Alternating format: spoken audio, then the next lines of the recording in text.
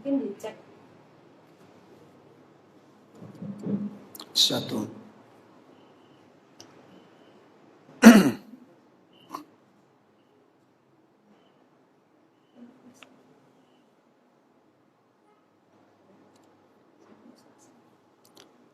Bismillahirrahmanirrahim. Assalamualaikum warahmatullahi wabarakatuh.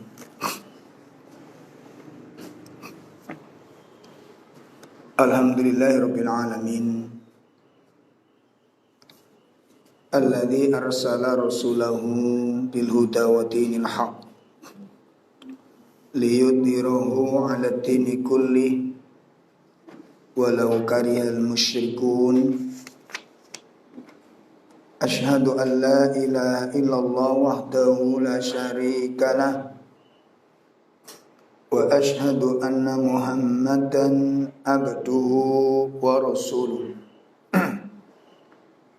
Ya ayyuhalladzina amanu taqullaha haqqa tuqatih wa la tamutunna illa wa antum muslimun. Ya ayyuhan nasu taqu rabbakumul ladzi khalaqakum min nafsin wahidah wa khalaqa minha zawjaha wa batha minhuma rijalan katsiran wa nisaa'a wattaqullaha alladzi tasaaluna bihi wal arham innallaha kana 'alaikum raqiba. I'lamu anna asdaqal hadits kitabullah wa khairal hadyi hadyu Muhammadin sallallahu alaihi wasallam wa syarrul umur muhdatsatuha wa kullu muhdatsatin bid'ah wa kullu bid'atin dhalalah wa kullu dhalalatin finnar. Ikhwatul iman rahimani wa rahimakumullah, kepada bapak-bapak, ibu-ibu, kaum muslimin dimanapun berada. Pertama, mari kita bersama-sama memanjatkan rasa puji syukur kita kepada Allah Subhanahu wa taala yang telah memberikan pertolongan kepada kita, yang telah memberikan penjagaan kepada kita, pemeliharaan kepada Islam dan iman kita, dan yang telah memberikan kenikmatan-kenikmatan yang tidak terhitung jumlahnya. Sehingga kewajiban kita sebagai seorang mukmin adalah mensyukuri nikmat-nikmat tersebut, yaitu dengan cara berupaya untuk memperbagus kualitas ibadah kita. Pemirsa sekalian, ibu-ibu, bapak-bapak sekalian yang dimuliakan Allah, materi yang akan kita bahas pada kajian kita pagi ini menindaklanjuti pembahasan dari kitab Riyadhus Shalihat. Dalam pembahasan pagi ini melanjutkan bab awal dari kitab tersebut, hadis yang pertama tentang niat dan hijrah. Bab niat sudah kita bahas secara panjang lebar. Sekarang kita akan membahas tentang apa itu hijrah. Kita menukil dari kitab Syarah Riyadhus Shalihin yang ditulis oleh Syekh Al-Utsaimin rahimahullah ta'ala, bahwa yang dikatakan hijrah, yang dikatakan al-hijrah itu adalah an yantaqilal insan min daril kufr ila daril Islam. Ya. Jadi yang dimaksud hijrah itu perpindahan. Itu kalau dari sisi lughah, dari sisi bahasa. Hijrah itu pindah. Adapun menurut syariat yang dinukilkan oleh Syekh Al-Utsaimin, bahwasanya pindahnya seseorang dari negeri kafir menuju negeri Islam. Ya, pindahnya seseorang dari negeri kafir ke negeri Islam. Ini hijrah menurut syariat. Kemudian yang kedua tentang pembagian hijrah. Pembagian hijrah. Bahwa hijrah itu dibagi menjadi 3. Hijrah dibagi menjadi 3. Ada 3 macam hijrah. Yang pertama, al-hijratu lil makan. Al-hijratu lil makan, hijrah tempat. Yang kedua, hijratu lil amal, hijrah perbuatan. Yang kedua, hijratu lil amal, hijrah perbuatan. Yang ketiga, hijratu lil amil, hijrah pelaku. Ini macam-macam hijrah. Ya, jadi pindah itu ada 3 macam. Ada orang yang pindah tempatnya, ada yang pindah perbuatannya, ada yang pindah pelaku. Pindah pelaku itu mengucilkan orang yang berbuat buruk. Sebagaimana di dalam surah An-Nisa, seperti suami menghijrahi istrinya. Menghijrah itu dalam arti menghajar. Makanya dalam fikih itu ada istilah hajar. Hajar itu dipisahkan, ya, diisolasikan, dikucilkan. Itu hijrah pelaku namanya. Itu bagi orang-orang yang melakukan suatu kesalahan dosa. Dan nanti ada mekanismenya, ada syarat-syaratnya, penyebab-penyebabnya. Kenapa orang harus dihajar? Jadi dihajar itu orang yang dikucilkan, tidak boleh, mungkin bahkan perlu tidak disapa. Ya, itu namanya dihajar. Atau mungkin nanti itu kan ada tahap-tahapan. Pertama tahdzir. Tahdzir itu peringatan keras. Setelah peringatan keras baru dihajar. Hajar itu bisa dijarai gitu. Terus yang ketiga baru barok namanya. Barok itu berlepas diri sudah, nggak ada hubungan dengan dia, putus. Itu namanya barok. Ada kebencian yang diberikan kepadanya karena perbuatan dan sifatnya. Itu hijrah pelaku. Nah sekarang mari kita lihat satu persatu dari 3 macam hijrah ini. Mungkin nanti kita jelaskan secara singkat. Yang ingin kita bahas secara lebih spesifik itu adalah hijrah perbuatan. Ya. Adapun hijrah tempat, ya, itu adalah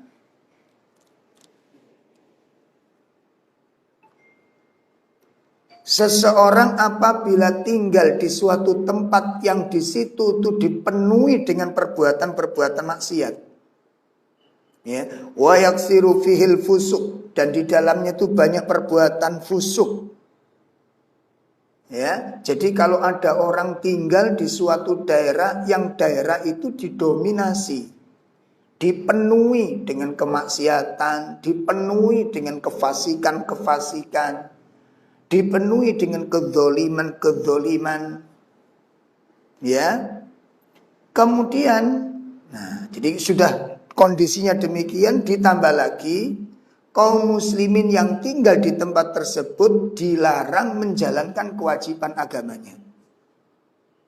Ya, dilarang menjalankan syariat agamanya. Seperti dilarang pakai jilbab, dilarang menjalankan sholat berjamaah, dilarang mengumandangkan azan, ya, dilarang mengajarkan Al-Quran. Intinya umat Islam tidak boleh menjalankan agamanya, apalagi menyebarkan. kalau memang kondisinya seperti ini, maka hukum hijrah itu adalah wajib. Ya, jadi kalau hukum sudah seperti ini, hijrah itu wajib hukumnya. Nih. Kemudian kalau kondisinya seperti ini yang pertama. Kemudian ada hijrah itu hukumnya mustahab. Hijrah tempat ini hukumnya mustahab. Mustahab itu lebih baik, lebih utama hijrah daripada tidak. Kapan mustahab? Itu apabila kaum muslimin tinggal di suatu daerah yang kondisinya sama dengan yang pertama tadi. Didominasi oleh kefasikan, didominasi oleh kedoliman, kemaksiatan, kesyirikan. Tetapi umat Islam boleh menjalankan kewajiban-kewajiban agamanya. Yang mau berhijab silakan, yang mau sholat jamaah silakan, yang mau belajar Quran silakan, yang mengajarkan Al-Quran silakan, mengumandangkan adzan silakan. Tetapi kemaksiatan nggak boleh diganggu. Ya, perbuatan mungkar nggak boleh diganggu. Yang demikian ini hukumnya adalah tidak wajib hijrah, tapi lebih utama. Lebih utama. Ini hukum yang kedua ketika hijrah. Jadi yang pertama tadi hukumnya wajib, yang kedua adalah hukumnya mustahab. Ini harus diingat-ingat ya, supaya nanti tidak salah meletakkan hukum. Ya. Kemudian yang ketiga, hijrah yang diharamkan. Hijrah yang diharamkan, pindah yang diharamkan. Lah pindah yang diharamkan itu bagaimana? Apabila seorang muslim tinggal di negeri muslim, pindah ke negeri kafir. Ini nggak boleh. Termasuk, nah ini yang kita banyak nggak tahu ini apa? Rekreasi, jalan-jalan ke tempat-tempat di mana kita sudah tahu di sana itu dipenuhi kefasikan-kefasikan. Ya, perbuatan-perbuatan dolim, kemaksiatan di mana-mana. Nah, kalau kemudian kita datang ke sana, maka jumhur ulama mengatakan ini adalah haram. Mana letak pengharamannya? Pertama, dengan kedatangan kita ke tempat-tempat tersebut, itu berarti kita menambah jumlah orang-orang yang memakmurkan tempat tersebut. Kedatangan kita berarti menjadi penguat, ya, menjadi pendorong semakin semaraknya tempat tersebut. Itu satu. Dan ini nggak boleh, gitu kan? Sebagaimana kan kita ketahui kalau seorang muslim melihat kemungkaran harus dicegah kemungkaran itu. Ya. Bukan malah disetujui, bukan malah disepakati, bukan malah didukung. Ya, maka ini hukumnya haram. Ya. Jadi kalau kita mendatangi tempat-tempat maupun negeri-negeri yang kufur, yang di sana sudah ditegakkan segala macam bentuk kufuran, maka kedatangan kita itu berarti menambah jumlah orang yang meramaikan tempat tersebut. Yang kedua, kenapa kok diharamkan? Nah, kenapa kok diharamkan? Kita datang ke tempat-tempat negeri kufur, termasuk yang belajar, hati-hati. Para orang tua ini. Ya, sekarang banyak orang tua yang sudah nggak peduli dengan agamanya dan agama anak-anaknya.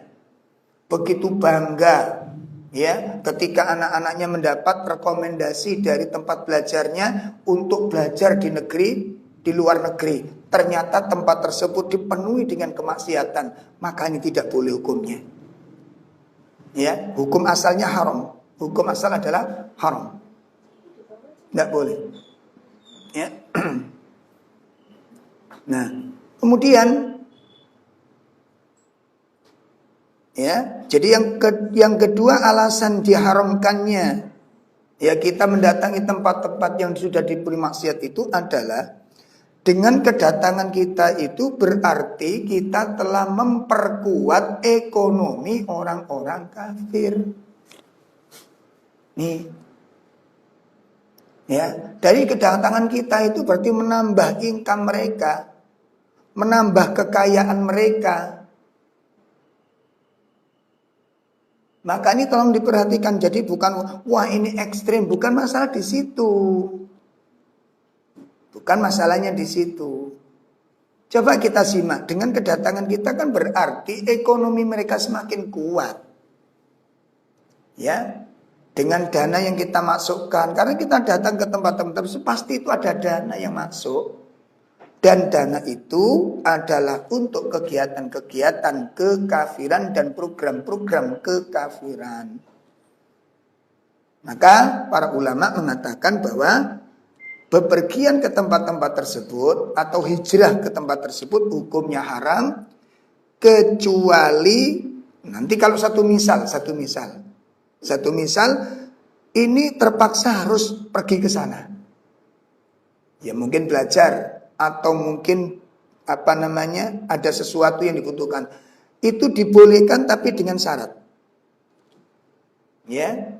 Jadi bepergian ke negeri kafir atau sekolah di negeri kafir atau menetap di negeri kafir, hukumnya boleh tapi harus memenuhi 3 syarat. Apa syaratnya? Syarat yang pertama adalah ayyakuna indahu ilmun.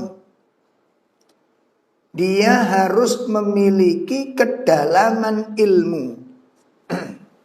Nih, dia harus memiliki kedalaman ilmu. Supaya apa? Yudafi, supaya bisa membalas, menolak. Supaya bisa menolak bihi syubhat.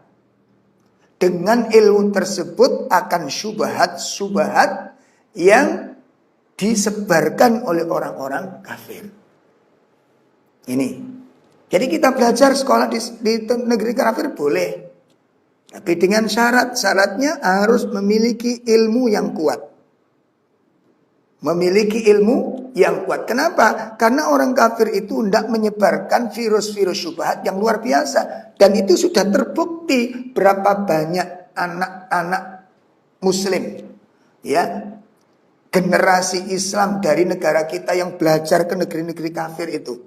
Begitu pulang, coba kita lihat pendapatnya itu aneh-aneh. Ada yang mengatakan semua agama sama.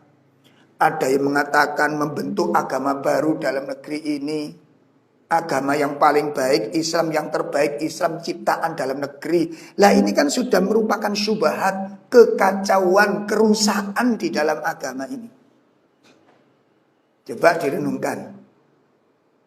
Ini hasil daripada belajar di negeri-negeri kafir, mencetak pola pikir, pemahaman-pemahaman yang merusak Islam.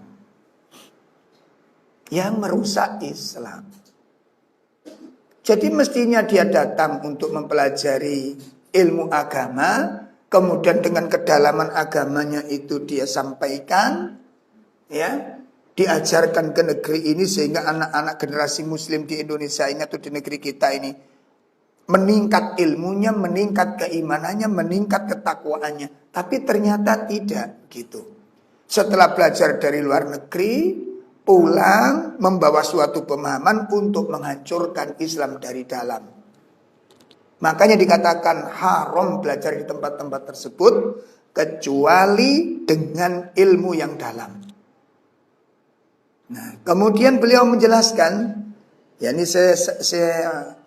Al-Utsaimin rahimahullah ta'ala menjelaskan, ya, li'annal kafir, sesungguhnya orang-orang kafir itu yuriduna 'alal muslimina syubahan fid dinihim.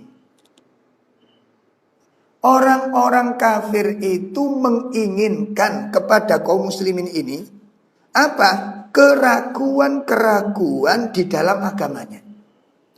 Fi rasulihim, ragu terhadap rasul-rasul mereka. Wa fi kitabihim, ragu kepada kitabnya. Wa fi akhlaqihim, dan ragu terhadap akhlak agamanya. Masya Allah. Ini yang diinginkan oleh orang kafir kepada umat Islam. Dan peluru-pelurunya ini ya anak-anak Islam yang disekolahkan di tempat-tempat tersebut. Ya, muncul akhirnya di Indonesia lahir kader-kader generasi liberal. Dan kita bisa lihat itu bahasa yang dipakai apa. Bukan membangun generasi, bukan membentuk generasi, tapi merusak moral generasi. Mencabut iman umat ini dari agamanya. Itu hasil pendidikan dari sekolah-sekolah di negeri-negeri kafir yang sekolahnya sekolah muslim, tapi milik siapa? Milik Yahudi. Ya, dosennya orang-orang Nasrani dan Yahudi. Pulang nggak mungkin membawa kejernihan. Dan ini sudah terjadi. Jadi umat Islam, agama Islam di negeri kita ini diacak-acak sedemikian rupa. Dan kita merasakan, menyaksikan tingkah laku mereka itu. Statement-statement yang mereka munculkan. Ya, statement-statement yang mereka keluarkan. Bukan membangun generasi. Bukan memperkuat agama. Tetapi memporak-porandakan agama dari inilah. Yang kemudian ya dikhawatirkan oleh para ulama. Jadi para orang tua nanti kalau mau menyekolahkan anak, jangan gegabah. Jangan gegabah. Malah saya dapat sebuah informasi ya, dari seorang mahasiswa yang akan sekolah ke suatu negara. Saya nggak sebutkan negaranya. Ya, di suatu negara. Belajar di sana dia. Akhirnya di satu camp itu, di satu penampungan, di situ satu kamar itu ada beberapa anak dari beberapa negara. Dari beberapa negara. Nah, karena dia datang kepada saya dengan orang tuanya untuk sharing apa yang harus saya lakukan kalau di sana. Menurut saya jangan diteruskan. Coba saya lihat, sampean ada nggak sesuatu yang janggal yang sampean temukan? Ada, Ustaz. Apa itu? Jadi dia menyaksikan di dalam kamar itu teman-temannya yang seangkatan dengan dia itu, ya sakleting sama dia itu membawa pacarnya ke kamar tersebut. Bukan cuma bergandengan, bukan cuma ciuman, tapi berhubungan badan. Dan itu disaksikan oleh teman-teman. Menurut mereka itu hal yang biasa di sana. Menurut mereka itu hal yang biasa di sana. Nanti besok temannya lagi, bawa temannya yang satunya lagi. Bermain begitu lagi. Nah saya katakan, nah terus kira-kira Pak Samin bisa demikian? Ya bertahan gitu ya. Masya Allah. Jadi ini yang pertama. Ya ini yang pertama. Syarat pertama kalau kita ingin menyekolahkan, kita pastikan ilmu agama ini kuat. Qurannya kuat, sunnahnya kuat, manhajnya benar. Ya, silakan di sekolah di sana supaya bisa membantah, menolak syubhat, keracunan-keracunan pemikiran, racun-racun pemahaman yang dihembuskan oleh orang-orang kafir. Karena yang diinginkan cuma itu. Ya, jadi orang kafir itu menghendaki umat Islam itu ragu terhadap agamanya, ragu kepada Rasulnya, ragu kepada kitabnya, sampai nanti ragu kepada akhlaknya. Dan hasilnya kita lihat, makanya tadi sudah saya katakan, hasilnya sudah jelas. Ya, mereka protes syariat Islam, mereka kritik hadis, mereka kritik Al-Quran. Ya, dihabisin, bahkan memunculkan syariat-syariat yang sudah jelas-jelas haram dihalalkan, seperti zina halal. Ya, ini buah pemikiran cuci otak yang dilakukan oleh orang-orang kafir kepada generasi-generasi Islam ini. Mari kita lihat selanjutnya. Yuriduna syubhah. Masya Allah. Mereka sangat menginginkan kerancuan pemikiran umat Islam ini. Ya, mereka sangat menginginkan umat ini betul-betul rancu pemikirannya, kacau pemahamannya. Ya. Liyabqal insanu syakkan mudzabdzab. Sehingga nanti yang tersisa pada umat Islam ini adalah keraguan. Kemudian apa? Mudzabdzab, kegoncangan. Gak punya pendirian yang kuat, itu yang diinginkan oleh mereka. Wa minal ma'lum, dan sudah diketahui, annal insan idza syakka fil umuri allati yajibu fihal yakin. Apa kata Syekh Utsaimin? Sudah dimaklumi, sudah dipahami bahwa apabila seseorang ragu, perhatikan ini ya, apabila seseorang ragu terhadap urusan-urusan yang mestinya itu wajib dan yakin baginya, apa yang terjadi? Sesuatu yang wajib, sesuatu yang sudah diyakini, Sementara yang sesuatu yang wajib ini diragukan hukumnya, diragukan kewajibannya, maka apa yang terjadi di sana? Ya, maka jelas fa innahu lam yuqim bil wajib. Sudah dipastikan dia tidak mungkin bisa dan berkenan untuk melaksanakan hal-hal yang wajib ini. Kenapa? Karena sudah ragu. Muncul beberapa tokoh mengatakan jilbab tidak wajib. Goncang umat, kasih syubhatnya. Kenapa? Kok Arab itu wajib jilbab, wajib cadar. Sampai sudah dinukulkan secara spesifik. Dan ini dikeluarkan yang berfatwa ini tokoh ahli tafsir lulusan Mesir, bayangin. Katanya mengambil ahli tafsir. Dan kita lihat pola pikir yang diambil, pola pikir dari orang-orang liberal. Setelah dia ungkapkan, saya tidak pernah menemukan dalam satu tafsir pun yang menjelaskan tentang bahwa cadar itu disyariatkan. Tidak saya temukan dalam tafsir-tafsir setelah saya buka tafsir-tafsir. Ini kekeliruan serta kebohongan sang profesor tersebut. Sebab kalau kita buka tafsir yang paling kecil aja di pondok-pondok pesantren, termasuk pesantren-pesantren tradisional, nih bahasa saya ini, yang mungkin bermadzhab Syafi'i ya.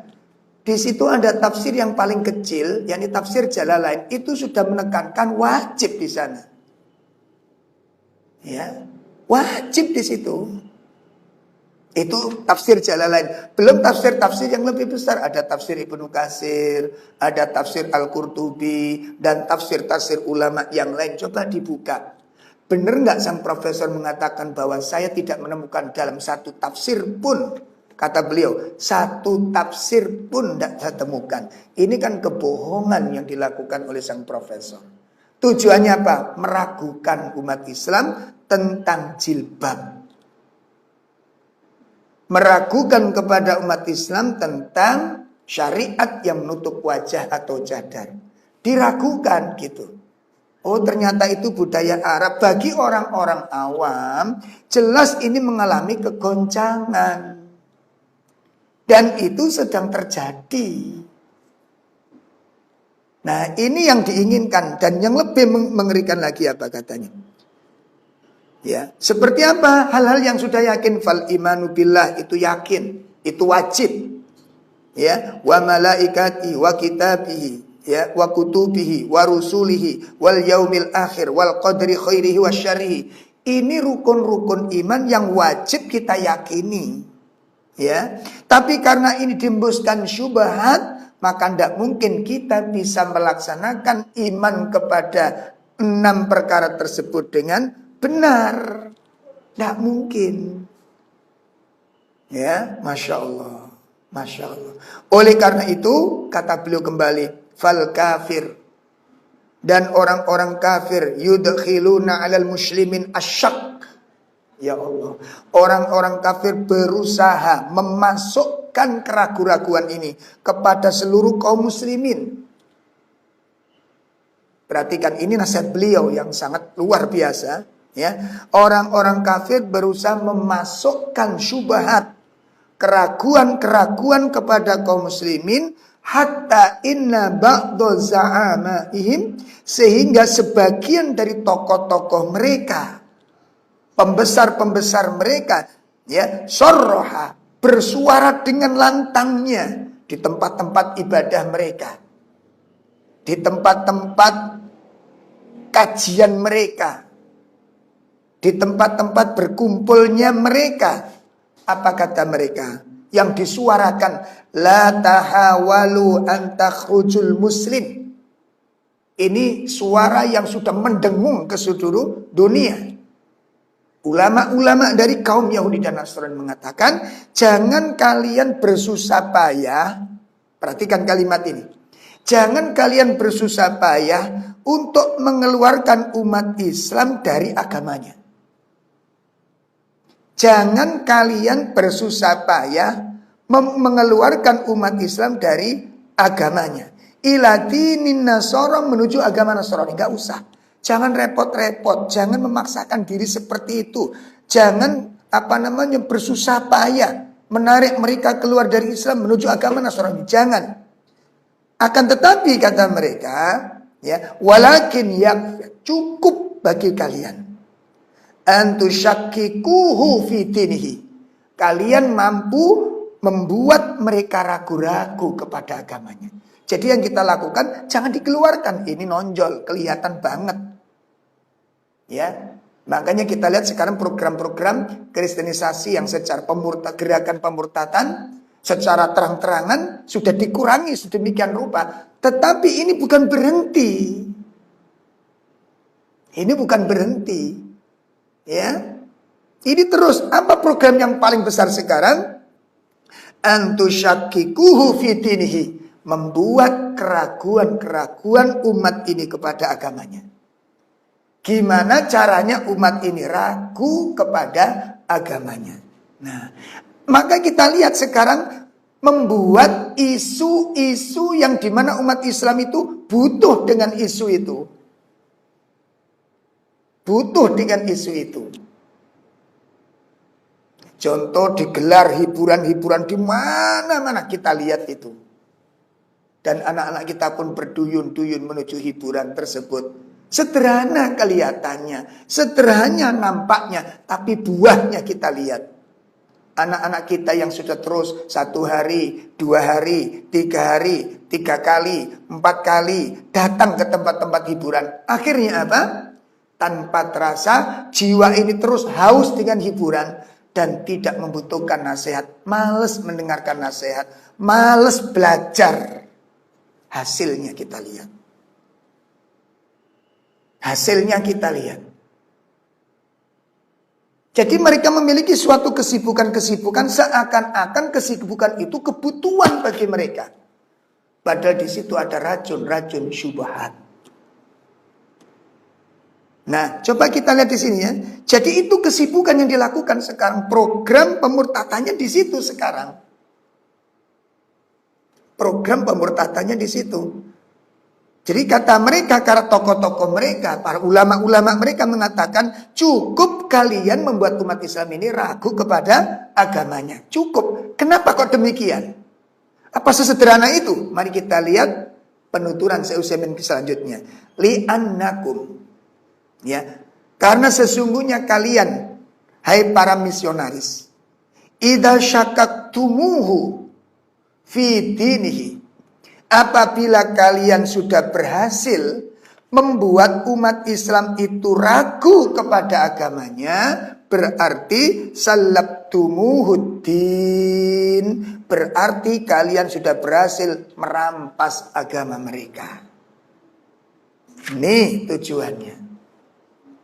Makanya nggak usah heran kalau kemudian sekarang kita nggak menemukan generasi remaja pemuda yang cemburu kepada agamanya. Coba antum lihat sekarang. Gak sholat merasa dosa enggak anak-anak? Gak ngaji merasa dosa apa enggak? Gak puasa terang-terangan sekarang mulai hari pertama.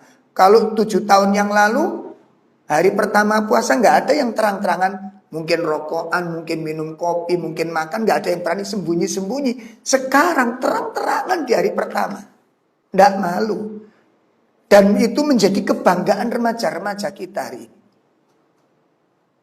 Coba dirasakan yang benar ini. Ya, inilah yang kita khawatirkan. Makanya Syekh Utsaimin mengatakan boleh kita menyekolahkan anak di negeri-negeri kafir, ya, di negara-negara mereka, cuma dengan catatan satu, ilmunya harus mencukupinya. Kalau enggak, syubhat pasti masuk. Ini kemarin ada salah satu saudara kaum muslimin, ada beberapa teman anaknya sekolah di Jerman, setelah itu lulus lagi dibawa ke negeri yang lain, mendapat beasiswa, sampai akhirnya apa? Ditemukan sudah nggak punya agama sekarang. Ada saudara kita mengalami demikian. Dan ada pula sudah sekian tahun di sana, pulang-pulang udah nggak sholat. Ditanya, lo kamu kok nggak sholat? Aku mulai ragu dengan sholat ini. Pertama mungkin malas. Yang kedua sudah mulai ragu. Yang ketiga yakin ini gak benar agama Islam ini. Dan itu terjadi sampai hari ini. Terjadi. Karena kita bertemu dengan peristiwa-peristiwa ini, bertemu dengan pelaku-pelakunya. Terjadi. Sudah begitu orang tuanya bingung, gimana ini anak saya? Gak membayangkan dari awal.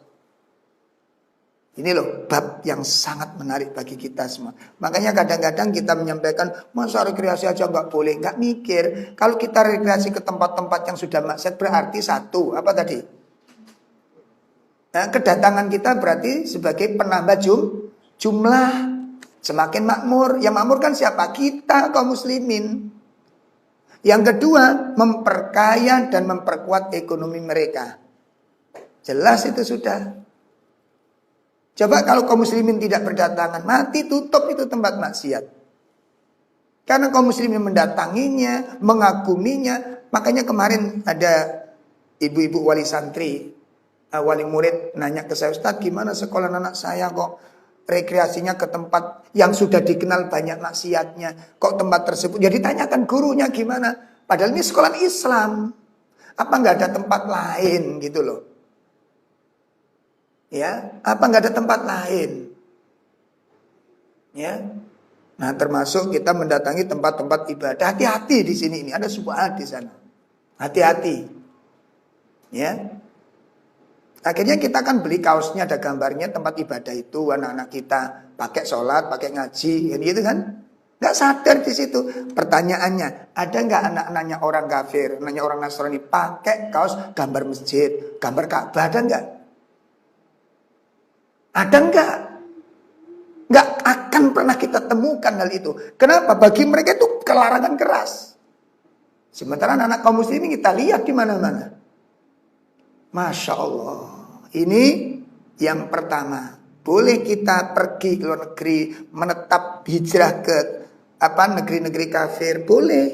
Ya berdagang di sana, berdagang boleh. Tapi dengan syarat yang pertama apa? Harus memiliki ilmu yang dalam. Kalau enggak, siap-siap akan kehilangan agamanya. Itu yang pertama. Syarat yang kedua apa? Syarat yang kedua, bolehnya kita ini melancong, bolehnya kita ini bepergian, bolehnya kita ini pindah ke negeri-negeri kafir dengan syarat ayyakuna indahu dinun. Ya, apa syarat yang kedua? Memiliki kekuatan iman, kekuatan akidah dan kekuatan agamanya. Ini syarat yang kedua. Imannya kuat enggak? Keyakinannya kuat enggak? Agamanya kuat apa enggak? Kenapa itu dibuat syarat? Sebab supaya kita bisa menghadapi dan menolak syahwat. Kenapa demikian? Tempat-tempat tersebut syahwat itu diubral begitu murah. Ya, coba kalau di tempat kita ini, sak kafir-kafir, sak dablek-dableknya orang keluar ngapunten sekali, mohon maaf sekali. Berani nggak pakai kotekat saja gitu? Diubrak sama kiri Pak di sini. Ya, diubrak, ditangkap sama Pak Satpam mungkin, atau dicelah sama masyarakat. Tapi kalau di tempat-tempat yang sudah dikenal di situ banyak maksiat, antum lihat, katanya saya juga pernah ke sana gitu ya. Tapi itu insya Allah beritanya mutawatir itu ya, hadisnya sahih insya Allah. Ya, di tempat-tempat yang sudah dikenal itu tempat maksiat dan orang-orang kafir berkumpul di sana, berjemur di sana, itu katanya mereka teman-teman yang dan insya Allah sahih ini ya, karena banyak riwayat yang mendukungnya, gitu ya. Itu sampai tidak pakai busana sama sekali. Nah, coba kita menyaksikan yang demi itu bagaimana? Apa nggak rontok yang namanya iman ini? Gitu. Di negeri-negeri kafir itu terbiasa demikian ini. Nggak pakai baju sama sekali, bahkan nggak pakai selembar benang, jalan-jalan di pinggir itu sudah biasa di sana. Makanya tadi saya ceritakan ada seorang pelajar yang mengaku akhirnya dibatalkan. Alhamdulillah dibatalkan. Nah, sampai kira-kira kuat menghadapi seperti itu. Loh, hampir setiap hari teman-temannya bawa pasangannya. Ini besok ganti pasangan baru. Berganti-ganti dan melakukan hubungan suami istri tanpa ikatan nikah. Loh, gitu apa kuat? Makanya tolong para orang tua ketika akan menyekolahkan anak ke luar negeri ini, tolong diperhatikan. Termasuk sekolah-sekolah yang mengatakan tukar pelajar, kan sekarang lagi ngetren ini. Apakah anak-anak sudah siap beradaptasi dengan itu? Menghadapi budaya-budaya yang sudah berbeda, kebiasaan berbeda, kalimat berbeda. Tidak usah jauh-jauh, ayo ikhwah. Anak kita bermain dengan anak lingkungan yang biasa meso. Kira-kira apa ketularannya? Meso. Wong subhanallah, anak saya sendiri. Gak usah jauh-jauh sudah. Nanti tak kasih contoh yang mungkin anak antum yang gak mau antum. Tak bikin anak contoh saya jadi. Ya.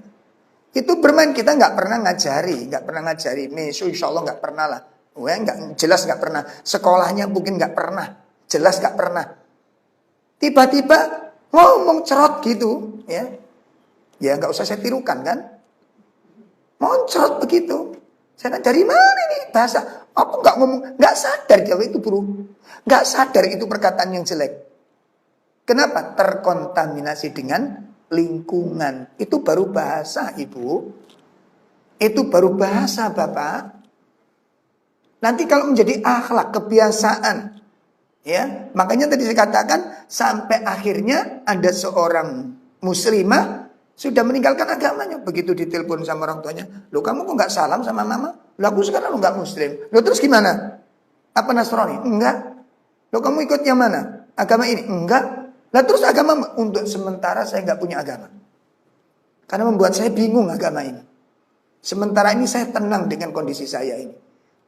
Kalau Anda sebagai seorang muslim yang baik mendengar ucapan anak Anda yang Anda lahirkan menyatakan sekarang saya nggak punya agama, gimana rasanya kita sebagai orang tua ini? Nih loh. Makanya jangan bangga dulu, anakku sekolah di sana dapat beasiswa, mikir akibat.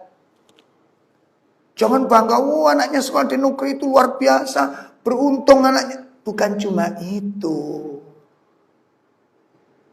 Perubahan agama terutama. Ya, Masya Allah. Ini syarat yang kedua. Jadi tempat-tempat tersebut khamr, zina, ya, kemudian homoseks dan macam-macam itu sudah biasa di jalan-jalan itu umum itu. Apa kuat iman ini kalau iman ini lemah? Makanya beliau mengatakan boleh pergi ke tempat itu, kerja di tempat itu, belajar di tempat sana. Tapi dengan catatan syarat pertama ilmunya harus dalam. Syarat yang kedua agamanya harus kuat. Kalau tidak ini akan merusak semuanya. Yang ketiga, syarat bolehnya kita hijrah ke tempat kafir. Ya, ke negeri-negeri kufur, ke negeri-negeri kafir. Atau belajar di sana.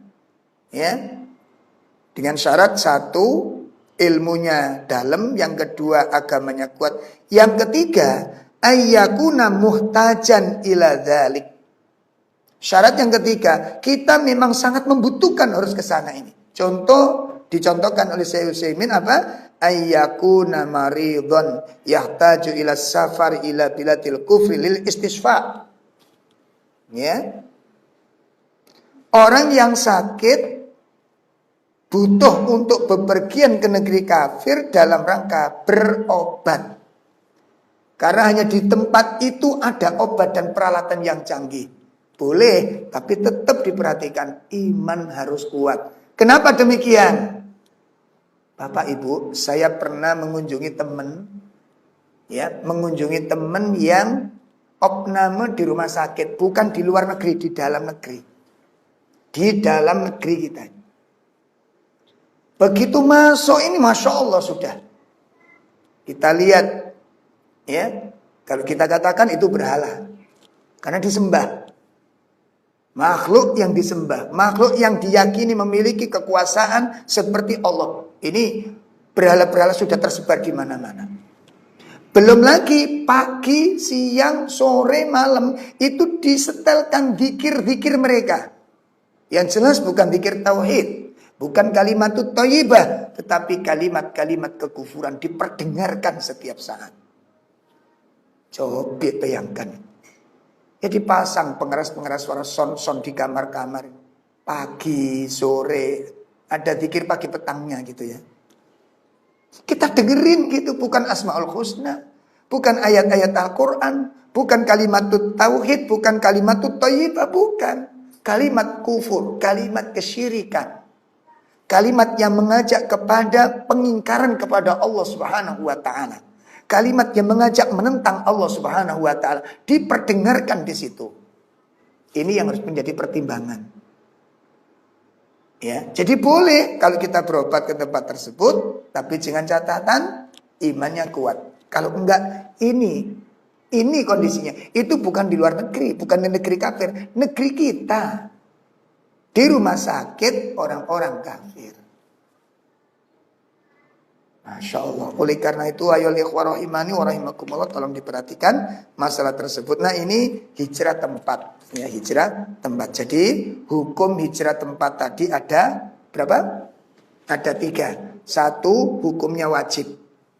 Ya, hukumnya wajib tadi kalau seorang muslim tinggal di suatu negeri yang dipenuhi kekafiran, kesyirikan, ya, kefasikan, kedoliman, kemaksiatan, dan dia, ya, sebagian diikutkan, diajak untuk melakukan itu, dilarang melakukan agamanya, ya, melaksanakan syariat agamanya nggak boleh, mensyiarkan agamanya nggak boleh, maka wajib hukumnya pindah, nggak boleh tinggal di sana sudah.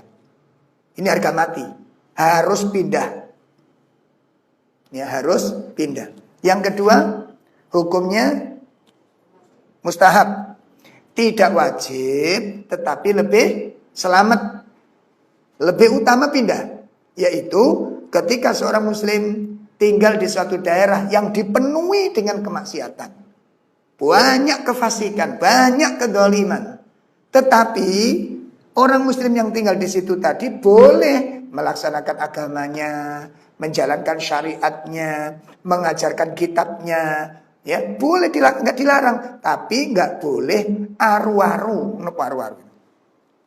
ya, nggak boleh melarang kemungkaran.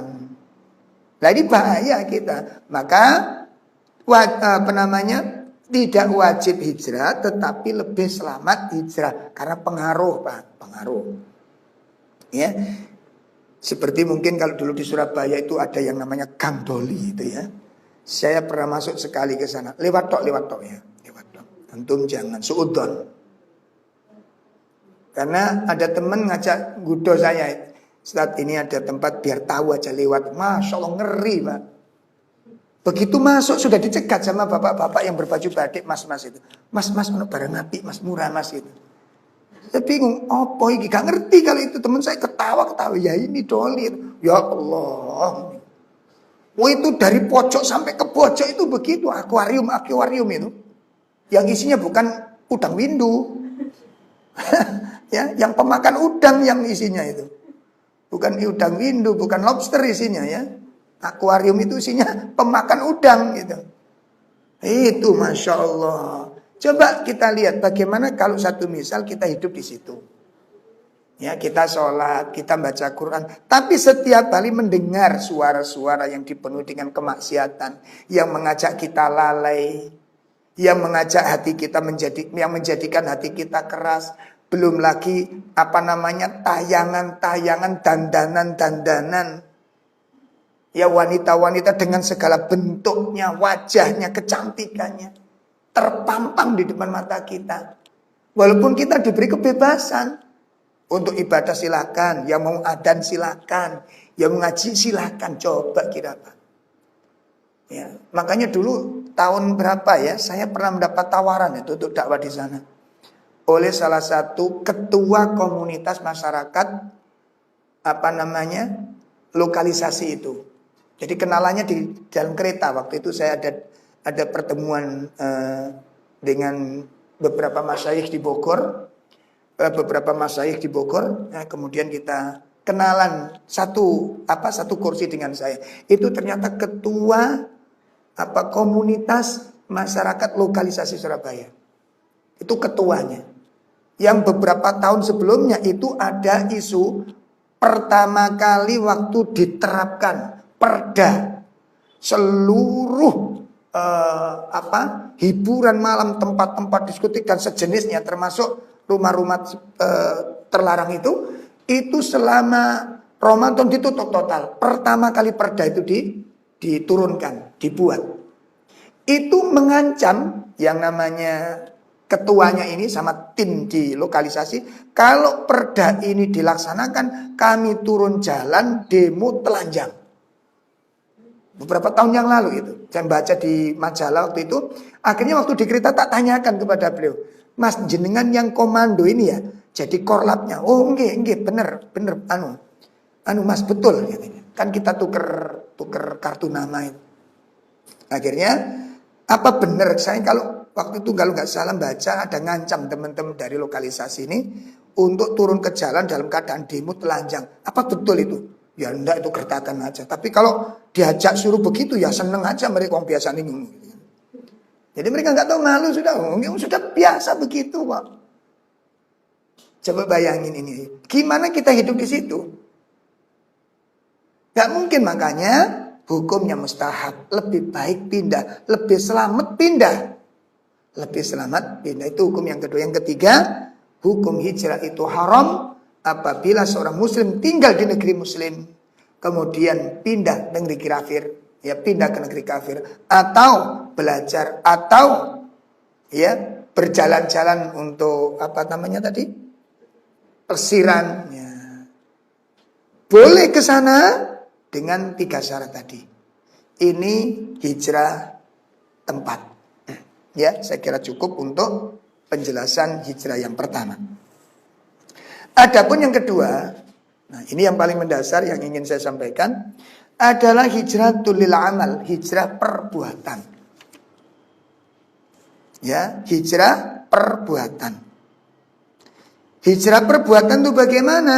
Yang dikatakan hijrah perbuatan itu adalah sebagaimana telah disebutkan oleh Nabi SAW dalam sebuah hadis, ya, dari sahabat Ibnu Amr bin As, ya. Qala Rasulullah sallallahu alaihi wasallam, al-muslim man salimal muslimuna min lisanihi wa yadihi. Ada 2 penjelasan dari Nabi SAW ini, ya. Seorang muslim yang benar, ya, muslim yang sebenar-benarnya muslim itu adalah man salimal muslimun, orang yang menjadikan orang muslim yang lain, ya, yang selamat dari gangguan lisan dan tangannya. Man salimal muslimuna min lisanihi wa yadihi. Jadi muslim yang sebenar-benarnya muslim itu yang menjadikan muslim yang lainnya itu selamat dari lisan dan tangannya. Artinya apa? Artinya bahwa muslim yang sebenar-benarnya itu adalah muslim yang tidak menyakiti orang muslim yang lain, baik dengan ucapan, perkataan maupun dengan perbuatan. Ini muslim yang sebaik-baiknya muslim, sebenar-benarnya muslim. Jadi nggak gampang mencaci, nggak gampang mencela, nggak gampang menghujat, nggak gampang menyakiti orang lain. Nggak gampang seperti itu. Artinya apa? Seorang muslim yang benar, muslim yang betul-betul hifdzul lisan, yang mampu betul-betul menjaga kemuliaan lisannya. Sehingga seorang muslim yang benar itu ibu, bukan cuma perhatian dengan makanan-makanan yang haram. Ada 2 yang perlu dijaga dalam lisan ini. 1, yang dimasukkan. Jelas ini makanan-makanan haram, minuman-minuman haram. Ya, muslim yang baik itu dijaga itu. Yang kedua, menjaga sesuatu yang keluar dari mulutnya, yang keluar dari lisannya. Apa itu? Perkataan. Nah, selama ini kita baru serius menjaga yang masuk. Ya. Jadi bagus sekali penjagaan dan ini luar biasa. Tolong ini diperhatikan, dijaga. Kalau memang sudah bisa itu nikmat dari Allah. Seperti ketika kita dalam perjalanan kelaparan. Cari warung nggak ketemu. Tiba-tiba ada orang jual gorengan. Begitu kita berhenti mau beli gorengan, ternyata di situ campur. Ada tempe, ada tahu goreng, ada pohon goreng, dan ada darah yang digoreng. Beli nggak kita? Nggak mungkin beli. Harum saya makan ini. Bagus. Dan tolong sifat ini dijaga. Ini nikmat dari Allah. Persoalan berikutnya adalah, kalau kita mampu menjaga sesuatu yang haram masuk ke mulut kita, persoalannya adalah, mampukah kita menjaga sesuatu yang haram yang keluar dari lisan kita? Ini yang jarang selamat kita ini. Ya, ini yang jarang. Bahkan para thalabul ilm, taklimul Quran, para taklimus sunnah, orang-orang yang sedang belajar Quran dan sunnah, jarang selamat dari perkara ini. Ya, kita selamat dari makan dide nggak mau, minum khamr nggak mau, ada bumbu disinyalir mengandung minyak babi, sudah langsung kita talak 3. Ya, cerai sudah, jangan sentuh, jangan beli. Bagus sudah ini, luar biasa. Tapi persoalannya kan untuk menjaga lisan bukan cuma yang dimasukkan, tapi yang dikeluarkan. Sekarang persoalannya gini, resikonya makan dide, katakan kita makan daging babi itu genggaman tangan saya ini. Ini kan kenyang sudah kita makan ini. Ini kalau kita makan, kita berdosa. Kita berdosa. Jelas itu, karena kita memakan yang haram. Ya, tanpa udur, tanpa alasan. Dibandingkan dengan kita mengeluarkan statement, ucapan yang karena tidak hati-hatinya kita kemudian menyakiti orang lain, menuduh orang lain, mencela orang lain, melaknat orang lain. Lebih besar mana resikonya makan daging babi 1 genggam dengan menuduh orang yang belum tentu tertuduh? Lebih besar mana resikonya? Kalau kita makan daging babi, risikonya pada diri saya sendiri, saya dosa, selesai sudah. Tapi kalau kita menuduh atau membuat fitnah, ini luar biasa. Dan itu banyak para thalabul ilm ini, orang-orang yang belajar ilmu ini, yang terjebak di dalam ayat ini, terjebak di dalam bab ini, ya, kemudian sulit keluar dari persoalannya. Kadang-kadang itu menjadi kebiasaan bagi diri mereka. Ya, bahkan ada satu komunitas, ya, pengajian sunnah ini, pengajian sunnah bahkan, itu syaratnya kalau ingin ngaji sunnah yang syar'i itu harus mencela orang lain. Wajib itu. Jadi kalau belum menghujat itu belum diakui sunnahnya. Ini mengerikan sekali dan itu ada di sekitar kita. Ya, itu ada di sekitar kita. Masya Allah, ini hadis Nabi SAW. Kemudian yang kedua dalam hadis ini, Nabi SAW menyebutkan wal muhajir. Di lanjutan hadis ini ya, wal muhajir, dan orang yang hijrah itu. Siapa yang dikatakan orang hijrah itu? Man hajara manahallahu anhu, yaitu orang-orang yang meninggalkan perkara-perkara yang dilarang oleh Allah. Nih, ibu-ibu sekalian, bapak-bapak yang berbahagia. Jadi hakikat orang yang hijrah itu orang yang meninggalkan apa-apa yang dilarang oleh Allah. Nah, kesimpulannya apa? Berarti yang namanya hijrah perbuatan itu bukan cuma dandanannya yang berubah. Ya, bapak-bapak yang dulu mungkin gak berjenggot, bagus sudah. Cuma bukan di situ toh tempatnya hijrah. Ini hijrah janggut namanya. Janggutnya yang hijrah gitu. Permasalahan itu hatinya, sifat. Sudah hijrah apa belum?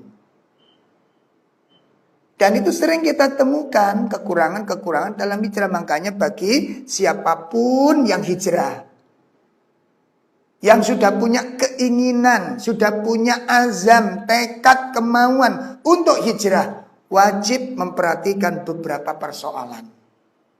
Wajib memperhatikan beberapa persoalan. Ya, persoalan sederhana ya. Kalau ke persoalan sederhana ini ada beberapa poin. Nanti apa yang harus dilakukan? Yang kedua, kenapa harus hijrah? Ini hal-hal yang harus diketahui bagi bapak-bapak, ibu-ibu, teman-teman, mbak-mbak, mas-mas yang ingin hijrah. Kan sekarang lagi booming hijrah ini. Aku hijrah kan gitu. Terus akhirnya di selfie, di share ke grup teman-teman SMA, kaget semua. Lu kamu sekarang mau berubah? Aku hijrah gitu kan. Ya kan? Iya. Nah, ini tolong direnungkan. Satu, apakah kita sudah memahami makna hijrah? Satu. Yang kedua, mengapa harus hijrah? Mengapa harus hijrah? Yang ketiga, karena siapa Anda hijrah? Ya, karena siapa Anda hijrah? Yang keempat, sampai kapan kira-kira Anda hijrah? Nah, ini direnungkan. Ya, teman-teman sekalian, bapak-bapak, ibu-ibu yang dimuliakan Allah, poin yang terakhir untuk kajian siang ini, ya. Poin yang terakhir untuk kajian siang ini adalah bagaimana langkah-langkah yang harus kita lakukan agar hijrah ini diterima oleh Allah. Jadi kalau ada ibu-ibu sudah mulai berubah, itu bersyukur kepada Allah. Bersyukur kepada Allah. Saya nasihatkan bersyukur kepada Allah. Ya, bapak-bapak yang sudah mulai mau hijrah, bersyukur kepada Allah. Cuma di sini harus ada yang harus dilakukan. Langkah-langkahnya apa saja? Saya sampaikan secara global dulu, ya. Nanti penjelasannya insya Allah pertemuan yang akan datang.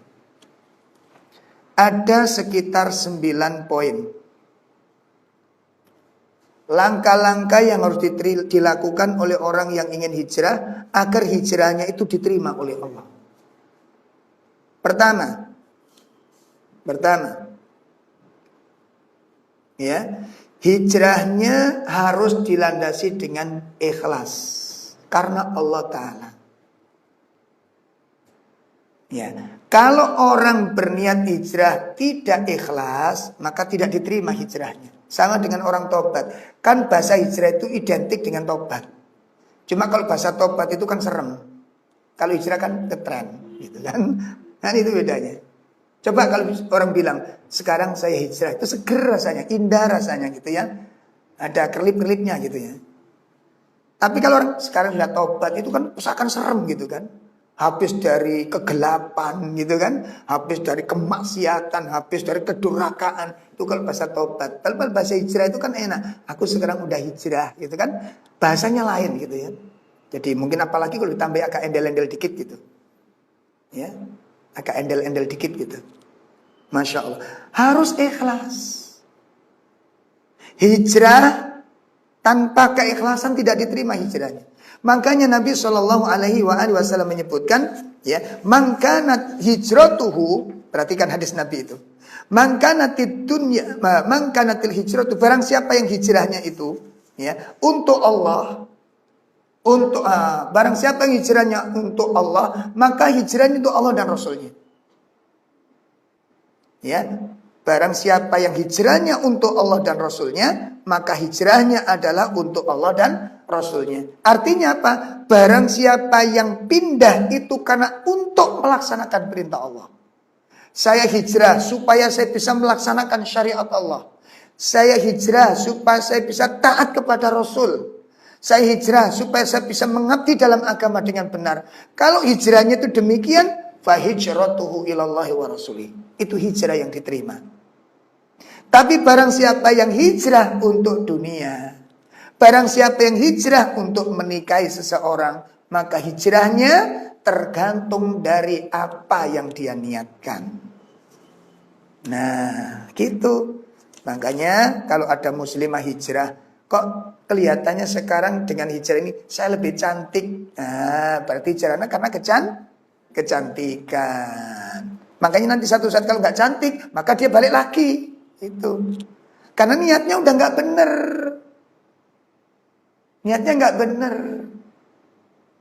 Ya. Itu yang pertama ya. Ikhlas karena Allah. Allah subhanahu nanti akan kita jelaskan dalil-dalilnya dan runtutan. Yang kedua, apa langkah seorang muhajirin, orang yang hijrah itu? Apa langkahnya agar hijrahnya ini bermakna? Agar hijrahnya mengangkat kedudukannya ke tempat yang sangat mulia. Apa?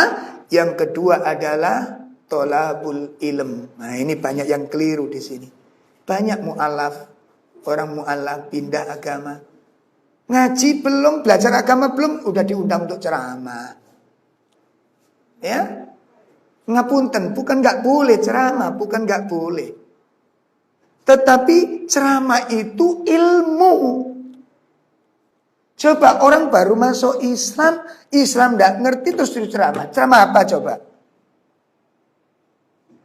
Lalu kita datang dalam rangka tolabul ilm. La haula wala quwata illa billah. Gak nyambung jadinya ini.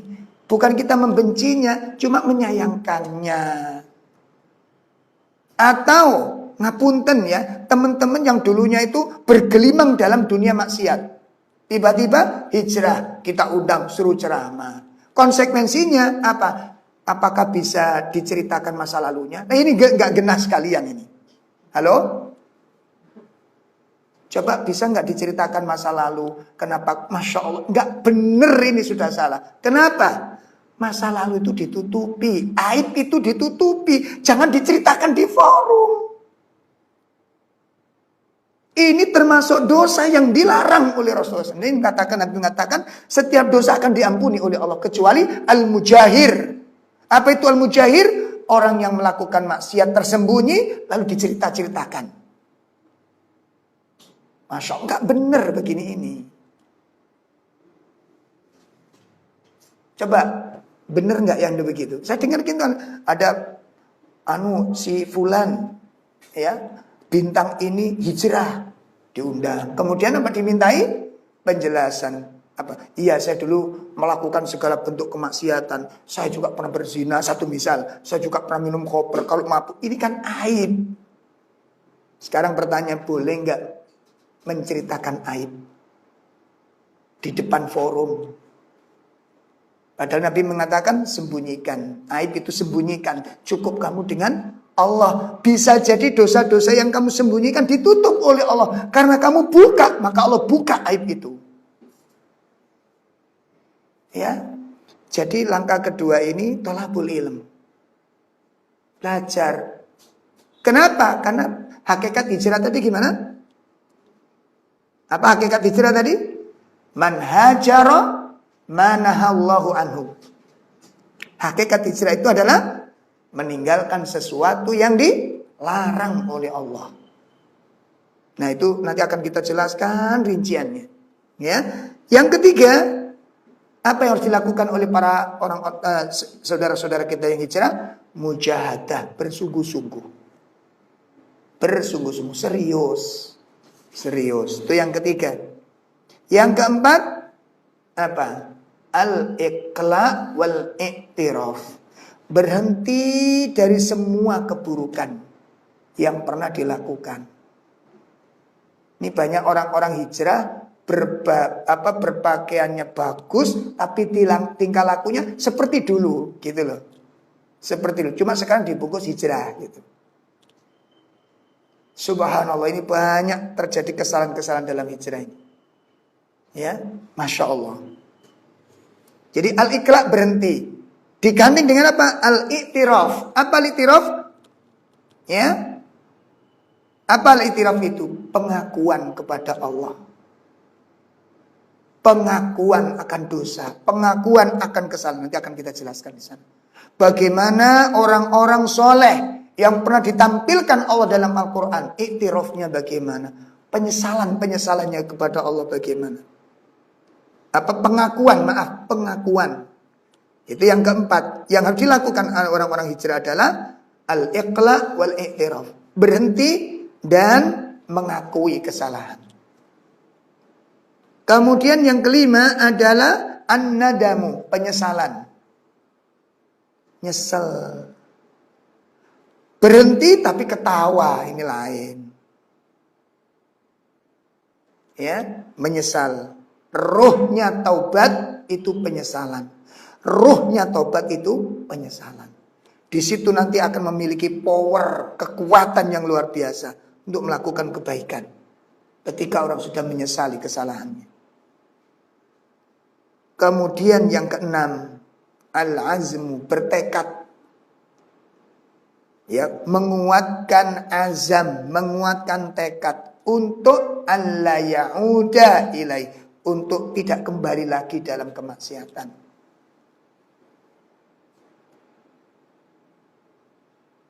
Ya, kemudian yang ketujuh adalah apa? Bersegera. Bersegera melakukan kebaikan, bersegera melakukan perubahan, bersegera melakukan pertobatan. Nggak boleh ditunda-tunda. Nggak boleh diundur-undur. Ya. Kemudian yang kedelapan adalah beramal soleh. Beramal soleh. Ya. Jadi bukan setelah hijrah nganggur. Sholat seperti semula. Enggak benar ini hijrahnya. Enggak benar. Harus beramal soleh. Dan amal solehnya harus lebih banyak daripada sebelum hijrah. Karena hijrah yang benar itu, dia hijrah beriman, setelah itu dia beramal soleh. Itu hijrah yang benar. Seperti taubat yang benar. Nanti kita lihat ayatnya. Barang siapa bertobat, beriman, beramal soleh. Bukan bertobat berhenti, bukan. Jadi yang dikatakan hijrah itu bukan cuma berhenti dari kemaksiatan, tetapi nggak melakukan ketaatan. Ini keliru. Ini keliru. Ya, nanti akan kita belajar bersama-sama. Kemudian yang terakhir, yang ke-9 adalah istiqomah. Istiqomah. Kenapa? Ada nggak orang yang dikenal hijrah sampai sudah disiarkan, sudah viral, tiba-tiba berubah? Ada nggak? Ada. Maka hijrah butuh istiqomah. Insya Allah penjelasan lebih lanjut agar hijrahmu membawa pada kemuliaan. Hijrahmu membawa kepada kemaslahatan yang besar. Dan 3 rahasia indah agar bisa istiqomah dalam hijrah, insya Allah nanti akan kita bahas pada pertemuan yang akan datang, insya Allah. Ya, jadi materi yang akan datang adalah agar hijrahmu mengantarkan kamu kepada kemuliaan. Itu nanti akan kita bahas pada pertemuan yang akan datang, insya Allah. Bapak Ibu sekalian yang dimuliakan Allah, sampai di sini kajian kita pada pagi ini. Karena setelah mendapat usulan dari semua jamaah, kalau ngaji melalui online dengan ngaji secara offline itu beda. Kalau online itu paling maksimal 1 jam itu sudah greges orang. Ya, 1,5 jam corona. Ya, beda dengan offline. Offline kan langsung bertemu 1,5 jam wis biasa, 2 jam biasa orang. Tapi kalau nyimak begini, ini 1,5 jam itu Masya Allah. Ya. Tuh, makanya kita antisipasi, jangan sampai kebosanan gara-gara ngaji, kemudian ada trauma. Ya, ada trauma itu begini, siapa yang ngaji Ustaz Rob? Wah lama ini. Nah, ini bahaya nantinya. Ya, ini bahaya. Baik pemirsa sekalian, ibu bapak sekalian yang dimuliakan Allah dimanapun kita berada, mudah-mudahan Allah Tabaraka wa Ta'ala menjadikan pertemuan pagi ini menjadi pertemuan yang dirahmati oleh Allah. Dan kita berharap mudah-mudahan kehadiran kita di tempat ini atau kesediaan ibu-ibu menyimak di rumah-rumah masing-masing, mudah-mudahan tempat tinggal kita menjadi tempat tinggal yang diberkahi oleh Allah Subhanahu wa Ta'ala. Amin ya rabbal alamin. Saya menyampaikan ucapan jazakumullahu khairan katsira atas partisipasi Anda bersama dengan Majelis Taklim Subulus Salam dan majelis taklim yang lainnya. Mudah-mudahan Allah senantiasa meliputinya dengan rahmatnya, meliputinya dengan inayahnya, dan Allah meliputinya dengan penjagaannya dunia dan akhirat. Sallallahu ala nabiyina Muhammad, subhanakallahumma bihamdika asyhadu an la ilaha illa anta astaghfiruka wa atubu ilaik. Assalamualaikum warahmatullahi wabarakatuh.